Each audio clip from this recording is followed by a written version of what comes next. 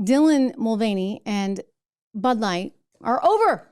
How do you like that? I mean, like officially over. They are over, you see, because, well, sales have been plummeting. You know that story. But I wanted to share with you this. The CEO, Michael DeCaris, he told investors that Anheuser-Busch is, over. It's done. The relationship was short and filled with turmoil, but it's over. In other words, he has recognized apparently that this is not a good way to go. He did say we want to clarify that this was just one influencer. So one campaign, one influencer, and it's done. But is it?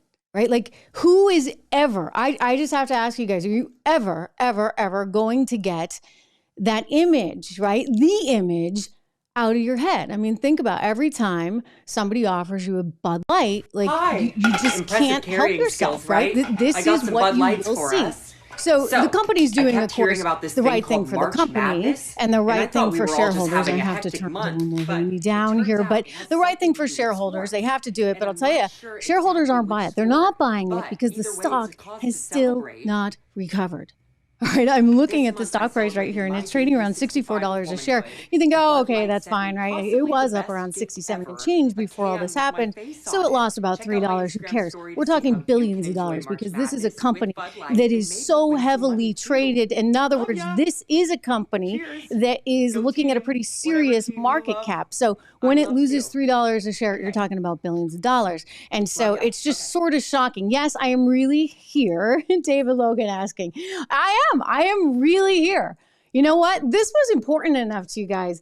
I got to say, I was just amazed at the outpouring. Like, you've all been telling me these great Anheuser-Busch Bud Light stories, like the first time you ever had your first Bud Light. And, you know, everybody has such a history with the company. And that's totally what Anheuser-Busch totally forgot. By the way, it's, you know, we talk about it being an American company. I just want to be just up front. Like, it's a Brazilian company and a Belgian company. They bought AB InBev, right? They did this merger with AB, Anheuser-Busch. So it was like a $52 billion merger. And now it's really just a multinational conglomerate that moved its headquarters, U.S. headquarters, from St. Louis to New York City, Chelsea, actually. And hey, look, here's the result, right? And I think that all of us have sort of been like, wow. I mean, can you imagine? I've been asking you guys, what do you do, right? If you're on a date and somebody's like, you know, or like if you're not on a date, let's just say you're, you know, a couple going out to dinner and somebody orders a Bud Light. I mean, like, I was at a restaurant the other day and the waiter came over and was reading off the beers and I'm like, oh, please, like, I'm just waiting for it, right? And it's like that cringeworthy moment. I don't think this beer is ever going to be able to recover from that. I mean, do you? I'll ask you what you think. MJ, good to see you here. Dylan is like a can of Bud Light you pick up at a party. Oh, wow. All right. And find out after a sip that it had, oh dear. Okay. Okay. You'll have to like look at the comments to see the rest of that one. Michael, good to have you here. Keith, good to have you here. Really wonderful to see you all tonight. I like doing these live Q&As because it's just a chance for us to all connect in a meaningful way over these crazy stories. You know, normally, like, I wouldn't care, but like, it's just reaching a tipping point. I sound like Lori Lightfoot. She said that, you know, a few hundred immigrants there in migrants there in Chicago, that has actually caused her to have this tipping point. This stuff on a cultural level is reaching a tipping point. Americans, we are a very accepting bunch. You know that. We are a very kind group of people, but when you push us, like, come on, like, you can only push us so far. And this is a great example of it. I like seeing how people just kind of vote with their feet or with their dollars. I mean, this is a great example of that. You look at the sales numbers down 26% on the heels of down 21%. And that was the week before they were down 17%. Interestingly, Coors Light, like they're benefiting big time. Like, their sales are way up. So Molson Coors shares, well, they've been doing pretty well. That was kind of the obvious trade, I guess, on that one. Hang on just a second.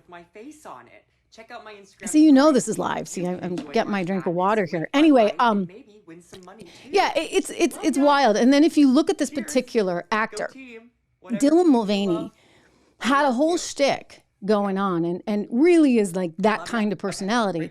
And it seems to a lay person, and by the way, I think I would be joined by many members of Dylan's community. I don't think they appreciate this either, right? Because they're sitting there going, wait a second, like he's Johnny come lately or Holly go lightly because this is a new thing. Well, it was a disaster for Bud. It will go down in the history books. I love this, right? Because everybody there at AB InBev, they all went to Harvard, where they're supposed to have this great business school and a great, case set that they can look at, a case study, and you like see what not to do. It's kind of like, it's a different version of, I remember when the CEO of Lululemon was actually on television with me on Bloomberg television. And he came on and he had this huge scandal going on with the yoga pants because it apparently got like see-through, and women were complaining because you could see like a whole lot going on down under. And so I just asked him, hey, like what's going on with the pants? And he had a lot to say. He actually said it was women's fault that the pants were that way, and that, their bodies just weren't made for them. Well, you can imagine the uproar. Like women went crazy. He, unfortunately, that's an example of cancel culture from way back when. He unfortunately lost his position. I felt really bad for him. I didn't think he would say that, and I didn't think it would get so picked up by the media, but there was this sort of boycott. He wound up out of the company, a company that he had founded, by the way. But I compare and contrast it with Bud Light. I think that, consumers are just like, enough. I would like to know where the women are. I have not seen, in my estimation, frankly, enough women come out and be upset at all by this. You consider the Nike example, and I would just say, hey, it's not easy running with, womanly parts. And yet this actor who doesn't have those parts, clearly hasn't completed the whole transition, like is somehow now trying to sell a sports bra.